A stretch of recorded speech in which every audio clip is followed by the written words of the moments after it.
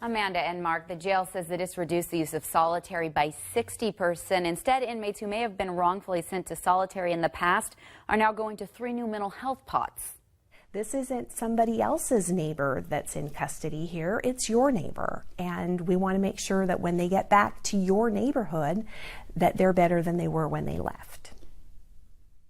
The jail made those changes with direction from Disability Rights Washington. They have been closely monitoring this situation for over a year. And joining us now is Kaylee Beber, an attorney with the agency and also co-author of this report out today.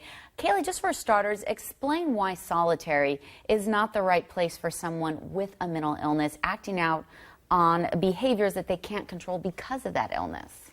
Well, they recently issued a statement saying that people with mental illness should never be placed. In mind, your agency really worked with the jail to put in place a lot of improvements. We mentioned those new mental health pods, also the addition of more health professionals that are constantly at the jail. With some of these changes, how have you seen the atmosphere there change? You've been constantly monitoring them throughout this partnership. With people in their cells by themselves, And now these improvements, they are not inexpensive. The contracts for the jail, the mental and also medical contracts, up more than $1 million over 2 years.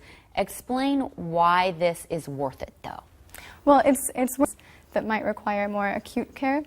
You can avoid pollution or the Americans with Disabilities Act. And then for communities also, it's a cost saver.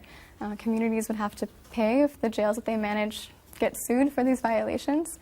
And when you look at how to spend the resources wisely, placing people in jail is expensive resources and more preventive mental health care, because jails have really become the de facto treatment facilities.